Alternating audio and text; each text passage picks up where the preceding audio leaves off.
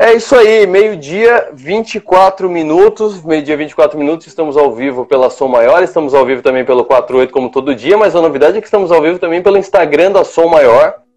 Então, se você está com o celular na mão, ligue no Instagram da Som Maior, é @Rádio Som Maior, e por ali você vai acompanhar essa entrevista também em imagens. Eu entrevistei a pessoa com quem eu vou conversar agora, a grande jornalista com quem eu vou conversar agora, em janeiro, porque eu não estava aguentando ficar fora do ar um mês inteiro por conta do Som Maior Verão. Aí eu chamei a Malu Filgueiras para a gente conversar sobre o livro dela, um livro que eu li logo na virada do ano, que foi uma maravilha, um livro que eu li mais rápido na minha vida, eu acho, que é o livro Na Raça, a história da XP, e do Guilherme Benchimol. Naquela conversa, a gente falou sobre o livro, mas hoje eu trago ela para falar de outro assunto, que é jornalismo econômico. Malu, muito boa tarde. Boa tarde, obrigada. Prazer estar de volta. Malu, fala pra gente por onde tu já passou. Como diria o Thiago Salomão no Stock Pickers, quem é Malu Filgueiras em 30 segundos? Tá bom. Bom, eu sou jornalista, sou mineira, muito curiosa, e que eu considero um elemento fundamental para o jornalista, né? Como você sabe. E eu fui para São Paulo já para trabalhar em jornalismo econômico, depois que eu me formei em Belo Horizonte, e já direto para a redação da Gazeta Mercantil, que era a redação clássica de economia e negócios do Brasil, né? E depois da Gazeta Mercantil, eu fui para o Brasil Econômico, que era um jornal novo de economia, que tentava até surfar ali um pouco o fim da Gazeta, né?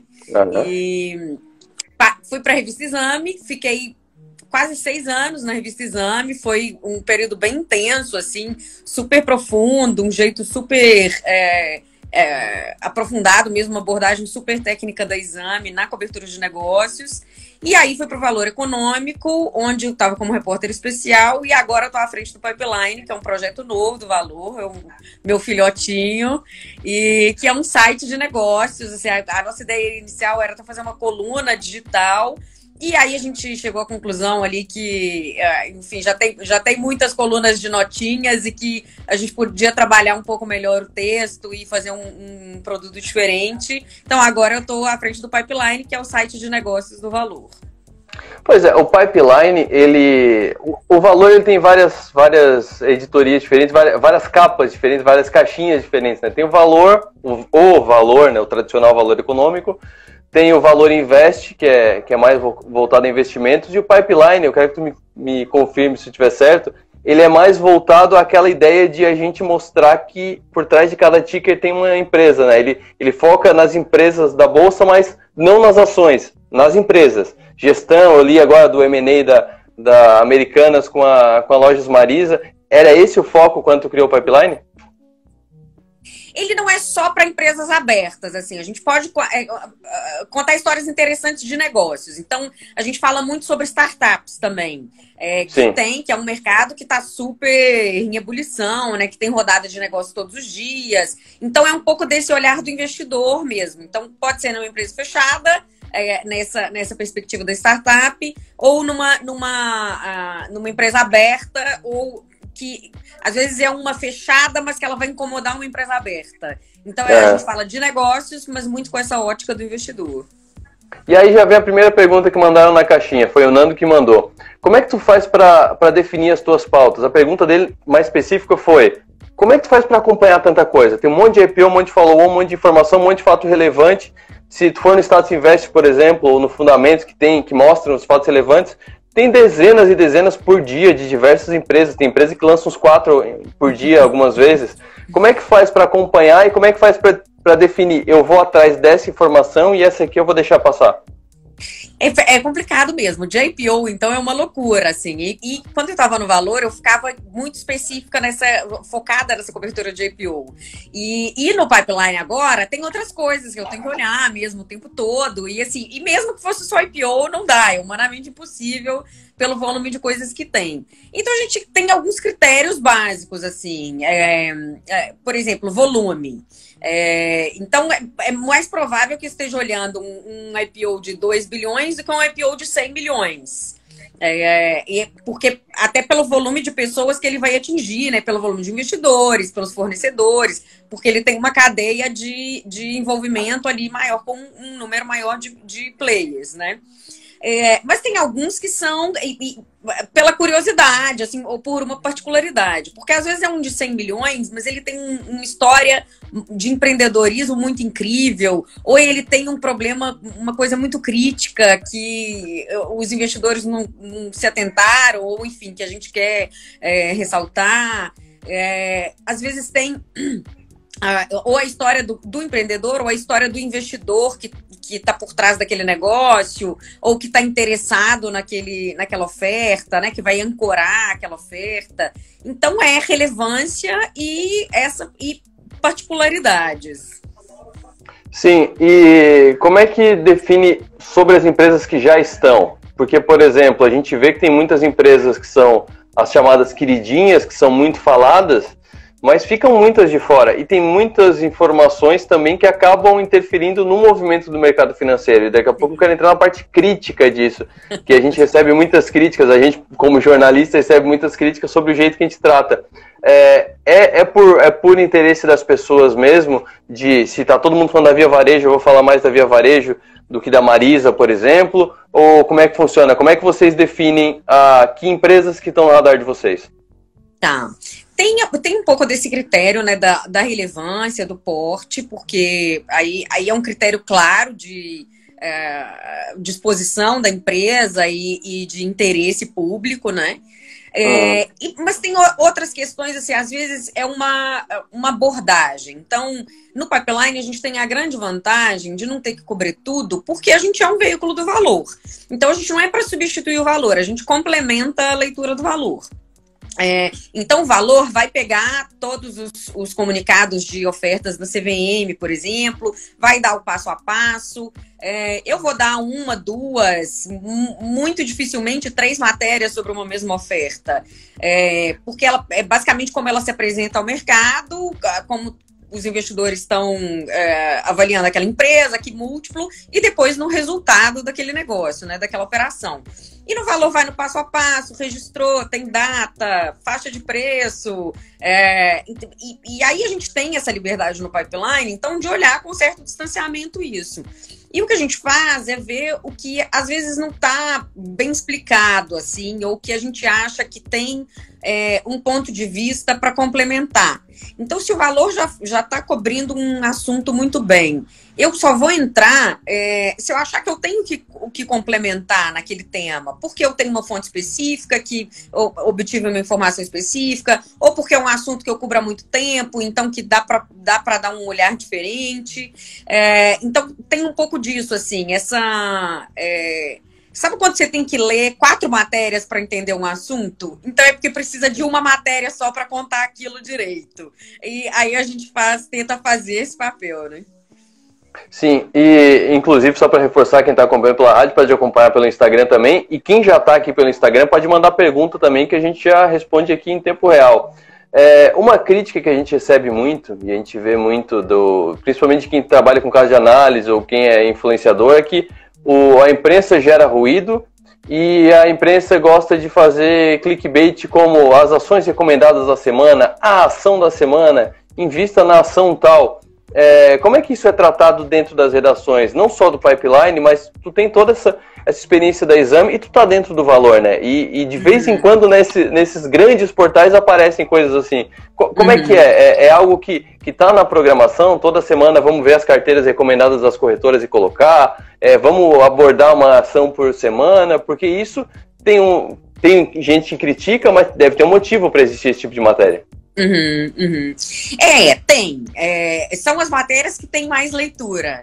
Então, depende muito do seu público-alvo mesmo. Então, no pipeline, você não vai ver esse tipo de matéria. A gente não vai ter as 5 ações da semana. A gente tenta falar, a gente fala com esse investidor, mas com um olhar muito do investidor institucional. Então, são com as gestoras, são com os empresários. A gente não está falando com direta, obviamente, também queremos, né? Mas assim, a gente não está focado, como é o caso do Valor Invest, no investidor de varejo que está se abastecendo ali de notícias para tomar a decisão dele no home broker. Sim. A gente traz mais esse contexto. Agora, no Valor Invest, por exemplo, com certeza é um tipo de matéria super relevante, porque as pessoas querem. Assim, é claro que tem essa crítica, mas essas matérias não são as mais lidas à toa, né? Elas não estão em todos os portais à toa, é porque realmente tem uma demanda. E eu acho que nesse universo de investimento, que até é realmente o risco, inclusive das casas de análise, do investidor querer o mais mastigado possível, né? E a gente pode mastigar informação, mas assim, recomendação, indicação, isso de forma alguma. Então, nessas indicações, o que os sites fazem é sempre trazer, os sérios, né, claro, é sempre trazer pessoas que são especialistas naquele tema para tratar desse assunto. Agora, mas é interessante, Arthur, que você falou disso das críticas, porque, obviamente, essas notícias algumas notícias, né, mexem com a performance do papel em bolsa. E é por isso que a gente é super cuidadoso, assim, com informação, como a gente usa no jargão do jornalismo, né, para não ser operado. Então, não ser operado é você não estar com uma informação que ela atende ao interesse de um grupo específico. E sim que ela seja uma informação concreta de uma operação que está, de fato, sendo realizada e que pode mexer com aquela ação, né? Não é mexer por mexer, não é para fazer trade, não é para estar operando boato, é para realmente estar informando. Sim, inclusive, a gente, como jornalista, recebe muitas informações de empresas, por exemplo, a empresa não está na bolsa, mas está com um processo parado, que é a Librelato aqui da região, que ela trocou o diretor comercial essa semana. Isso para uma empresa é algo extremamente impactante, e a gente recebe esse tipo de informação. Assim como diversas outras informações, aumentou o lucro, está vendendo mais isso, novo produto a gente recebe muito. Como é que é a curadoria para não acontecer isso que tu falou agora? De daqui a pouco, principalmente num grande veículo, tu colocar um novo produto da Tupi, da VEG, que aí vai alavancar as ações da VEG, e aí a notícia acabou interferindo no mercado financeiro. Até onde que vai esse cuidado? E até onde é tipo, cara, eu tenho que passar a informação. Assim, primeiro tem um critério básico que é notícia, não é propaganda, né? Então, propaganda é em outra lojinha, a gente brinca, é outro guichê. Então, aqui no nosso departamento é jornalismo. Então, não é para promover nenhuma empresa e nem para ser detrator de empresa nenhuma, né? Então, a empresa, muitas vezes a gente recebe reclamações das empresas, falam, não gostei dessa matéria, mas realmente não é meu papel agradar a empresa, não é essa a função do jornalista, né? E mostrar, inclusive, botar o dedo na ferida quando tem que botar, sempre com fundamento. Então, eu acho que assim, isso vem muito de experiência também, eu acho, obviamente, da seriedade e responsabilidade no trabalho, mas é de se cercar do máximo possível de fontes de confiança, não publicar uma matéria porque se ouviu de uma fonte, a gente fala fonte primária, ou não, né? Então, a fonte primária é aquela que está efetivamente envolvida no negócio, é ligada àquela empresa, e não é o que, ouvi dizer, alguém me falou, né? Então, essa já não é uma fonte que você pode considerar. Ela pode te acender ali a faísca para ir atrás de uma história. Mas você tem que ter, a gente tem um critério básico, principalmente para começar esse tipo de matéria em off, ou com informações de bastidor, que é você ter pelo menos 3 fontes. Então, 3 fontes envolvidas naquele processo, confirmando aquilo. Malu, mas às vezes 3 fontes é muito, já difícil o cara conseguir abrir a informação e tal. Realmente. E tem furo que fica pelo caminho. Mas também tem muita barrigada que fica pelo caminho. Assim, você vai deixar de dar uma informação errada porque tá fazendo o devido trabalho de checagem, né? Então, assim, obviamente, jornalista quer dar furo. Jornalista de negócios quer dar furo e mexer com papel enfim, e antecipar uma informação que foi relevante para o mercado. Mas o que a gente preza muito no Valor e no Pipeline especificamente, que eu sou neurótica com isso, não dar barrigada. O índice de barrigada tem que ser maior, de não barrigada, maior do que o de furo, sabe? Barrigada, só para quem não tá acostumado com os termos, barrigada é quando tu dá uma notícia que não é verdade. Você vai atrás de alguma informação que não é verdade. Isso no jornalismo a gente chama de barrigada. Eu estava olhando aqui, enquanto estava explicando barrigada, eu lembrei de uma barrigada internacional, que é a Warren Buffett pela Berkshire Hathaway comprou ações da ERB. E aí eu fui pesquisar aqui, tem uma notícia de fevereiro de 2020, que é do Estadão, então um veículo grande, dizendo Berkshire aumenta investimento na ERB Brasil. E aí, na semana seguinte, várias notícias de vários portais dizendo Warren Buffett nega que tem ações da ERB, não só não aumentou, como não tem ações da ERB. E isso virou uma piada, virou um meme no mercado financeiro no ano passado. Como é que acontece uma notícia dessa? Como é que pode uma notícia dessa? E como é que é tratada dentro da redação quando alguém dá uma barrigada? É mais vocês criticam, a pessoa leva uma bronca, vai passar a linha do chefe, o pessoal vai lá e abraça como quem perde pênalti, como é que funciona? Não, assim, é claro que essas situações acontecem, né? O que você tem que fazer é tentar limitar ao máximo esse risco. Mas assim, também só quem tá ali quem tá no ringue que apanha, né?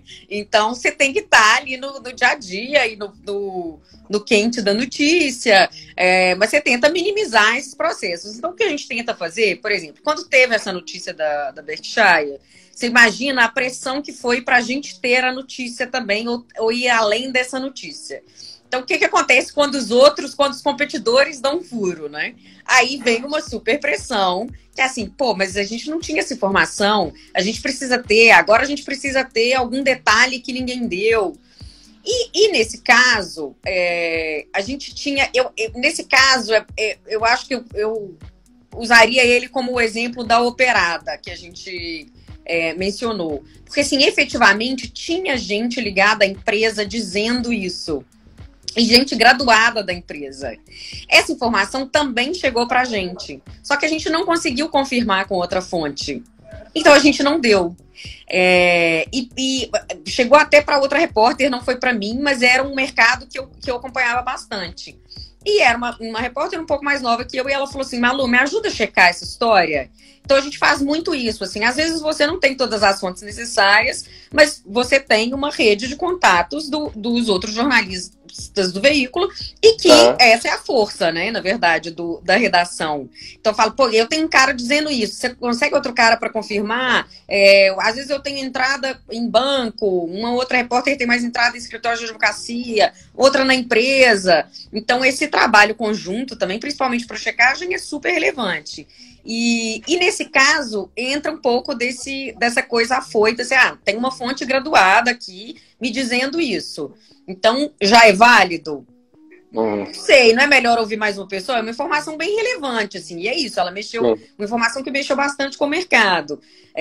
Então, o que aconteceu lá no Valor foi que a gente não deu essa notícia, mas a gente levou bronca de ter tomado furo, e depois ficou todo mundo muito tranquilo de não ter dado, né?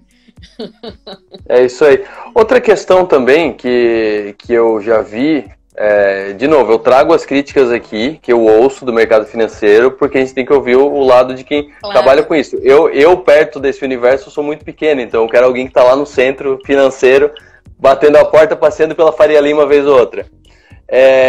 Que a imprensa tem que ter notícia. Então, por isso que algumas vezes ligam para as corretoras, e eu já vi o Breia falar muito isso, que já me ligaram e perguntaram por que o mercado caiu. Eu falo, não sei, liga para ele e pergunta.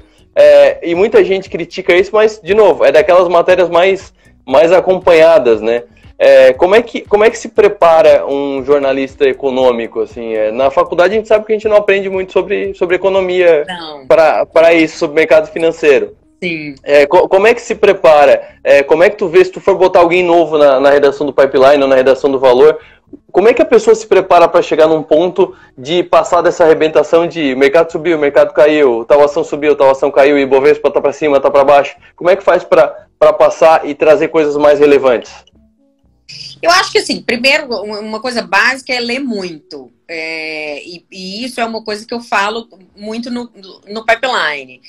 Com a minha equipe hoje, ou no Brasil Econômico, quando eu tinha uma equipe também até um pouco maior do que a que eu tenho hoje, mais sênior até, é fundamental estar lendo e se informando o tempo todo e conversando com muita gente. Porque aí a chance de você estar mal informado ou estar entrando mal informado numa história é menor. Então, é claro, é aquilo que a gente falou da fonte primária. Um empresário ou um gestor ou um operador de mesa te contou uma história, te deu uma informação. Essa informação já é válida, já é efetiva, já é a realidade? Bom, não, né? Você tem que ouvir mais gente, tem outros pontos de vista, tem outras... às vezes o cara tá omitindo uma parte da informação porque é do interesse dele, então aí entra esse círculo. É um pouco parecido com o que a gente conversou até do livro, né? Quanto mais pessoas você ouvir, mais certo você vai estar da informação. Agora, é claro que, assim, esse é o mundo ideal. No dia a dia de uma cobertura de sobe e desce de bolsa, não dá para ficar ouvindo 10 mil pessoas, assim. Então, tem uma adaptação prática, né? Que é tentar estabelecer quais são as casas que têm já certa referência, certo nome. Então, assim, você vai cravar uma informação super relevante de uma corretora que abriu ontem, de um cara que começou a operar no ano passado... Sabe? Não, é mais provável você ir, é menos arriscado você tentar ir numa mais segura. Pô, mas às vezes esse cara que abriu no ano passado, ele tem uma ótica muito diferente da do mercado. Ah, legal, então vai colocando de contraponto, vai vendo como é que é, se as informações se confirmam. Mas eu acho que é muita leitura e, assim, e é estudar também, né? Como você falou, eu tive economia na faculdade de jornalismo, mas eram as teorias da economia, né? Então, sim, a gente estudava hobbies, né? Não era câmbio, não era, enfim, juros, bolsa. E aí, quando eu entrei na Gazeta, a Gazeta, todo jornalista que passou pela Gazeta fala que era uma escola, e era mesmo, porque as pessoas eram muito sênior na Gazeta. Então, era gente que escrevia sobre economia há 30, 40 anos. E isso já te dá um embasamento gigantesco, né? Então, assim, quem estava me editando, quem estava me orientando, era uma pessoa com essa bagagem.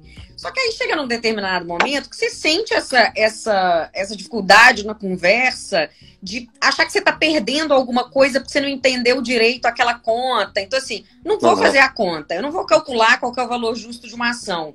Mas se eu souber como é que se chega nessa conta, é mais fácil eu explicar, é mais fácil eu questionar na entrevista, né? E aí eu fui fazer uma especialização em economia e depois um MBA em finanças mesmo, especificamente, que era de chorar, assim, eu não sabia nem ligar HP na minha primeira aula. Lembro que o meu professor perguntou, gente, tem alguém que já esqueceu como é que liga HP, como é que mexe na HP, porque, enfim, não trabalha mais com isso, estava na faculdade, que a maioria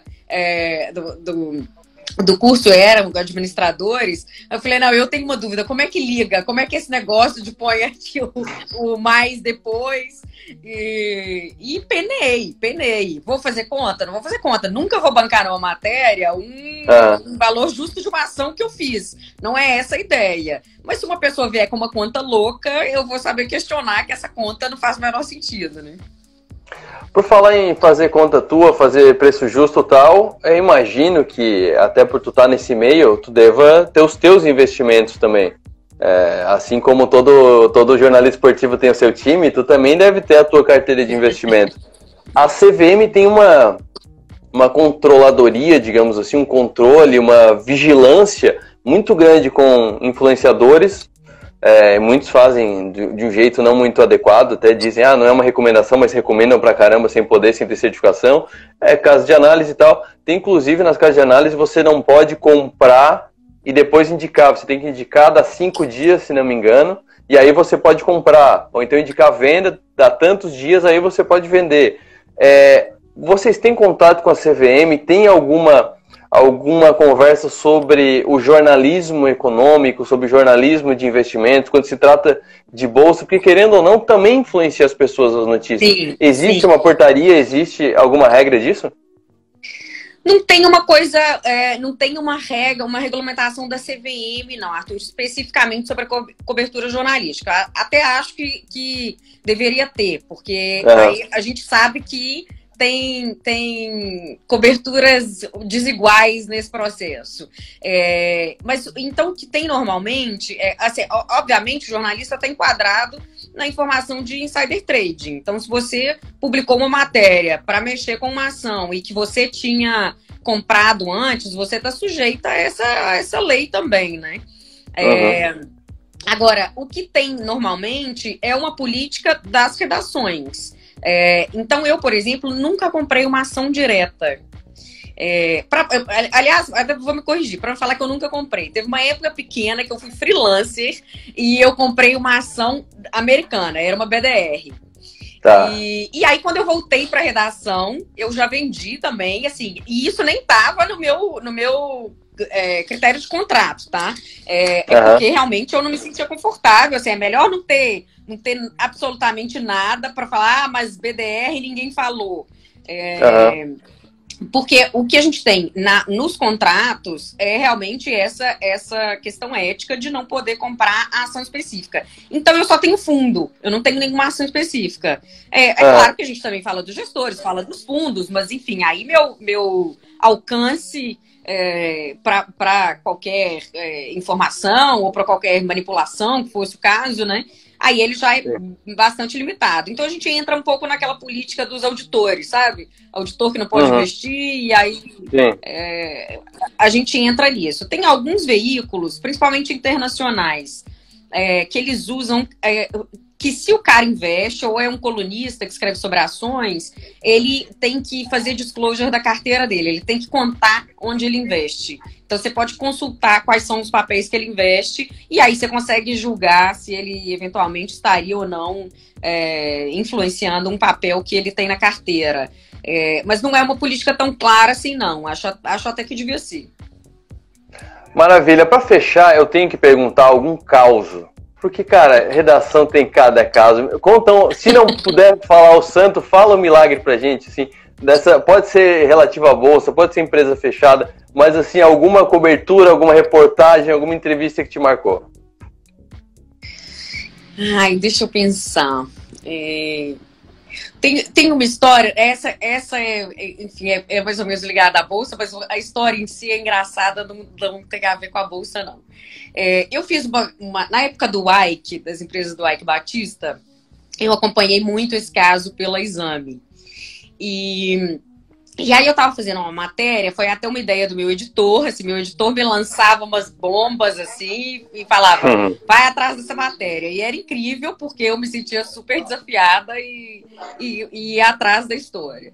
E aí ele falou, Malu, eu ouvi falar que tem cara que deu uma porrada muito grande nas empresas do Ike. Porrada, nesse jargão de mercado financeiro, é o cara que ganhou muita grana, assim, que levou uma cacetada de dinheiro de repente. Sim. E aí, ele falou, a empresa está falindo, né? O império está em derrocada, mas tem gente saindo muito rica lá de dentro, de executivo. Vai atrás dessa história. E aí eu fui fazer o que depois virou uma capa da Exame, que eram os milionários, os milionários do Ike. E para fazer essa matéria, eu precisava de informações muito concretas, né? Porque eu tô falando sobre o patrimônio de uma pessoa, ela não vai querer me contar. Eu tô falando que ela ganhou dinheiro numa empresa que ela era executiva e a empresa está em decadência. Então, já é super sensível para conseguir a informação. Não é uma informação pública na CVM. A gente consegue na CVM aquelas informações sobre o combo, né? Diretores venderam ou compraram ações nesse período, mas não vem discriminado. E aí eu consegui convencer um cara a falar comigo, assim, já tinha levantado muitas informações, então já cheguei para esse cara que tinha contabilidade da companhia na cabeça. Era super detalhista, assim, cara super, enfim, super matemático, assim, uma visão super matemática da coisa. E aí já cheguei para ele com algumas informações e ele falou assim, tá bom, eu vou falar com você. Mas a gente tem que encontrar pessoalmente e não pode gravar. Falei, tudo bem. A gente marcou ele ficava no Rio de Janeiro, a gente marcou num restaurante no Rio de Janeiro. Eu fui de São Paulo e a gente um restaurantezinho muito discreto, assim, na zona sul do Rio. E aí ele começou a contar e ele falava os números, assim, fulano. E aí, parece combinado, mas não foi. Caiu a conexão. Caiu simplesmente, o Instagram estava fazendo pelo Instagram, caiu a conexão no meio da história. E a história é muito boa, e eu confirmei isso depois. Como eu prometi na sexta-feira, falei com a Malu de novo, Malu, caiu, mas a gente não pode perder essa história, manda um vídeo pra mim. Ela me mandou no fim de semana o vídeo, e o vídeo você vai conferir no link que tem aqui na bio. Na bio não, no link que tem aqui na descrição desse vídeo, tá? Eu acho que o Victor também botou um card em algum lugar aqui em cima, então a gente subiu separado esse vídeo. Então, para você continuar acompanhando a história, ela contou desde o começo, ela contou até com mais detalhes, ficou muito boa. É história de filme. Comentei com ela, ela merecia o prêmio que ela recebeu pela reportagem e mais um prêmio só pelo perrengue de conseguir essa reportagem. Então confira ou no link da descrição ou no card que o Victor vai botar aqui pra gente.